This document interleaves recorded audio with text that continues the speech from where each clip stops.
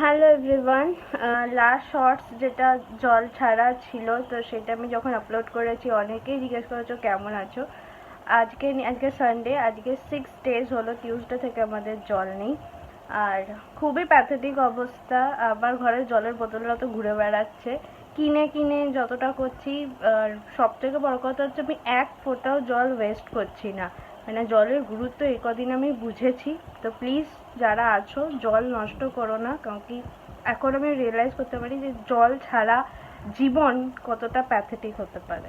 আমার খাবার জলের বোতলটা ঘুরে বেড়াচ্ছে, তাদের তৃষ্ণা মেটাতে পারছি না, সব বোতল খালি। এখন একটা জলের ফাইল অর্ডার করেছি, একে বলে জল জীবন। এখন আমি বুঝতে পেরেছি, আর আশা করি যারা এই ফেজটা দিয়ে গেছে বা যায় প্রত্যেক দিন তারা এটা রিয়েলাইজ করতে পারি। Save water. সবাই এই গরমে 42 ডিগ্রি কলকাতা রাইট নাও। সবাই ভালো থেকো, সুস্থ থেকো, সাবধানে।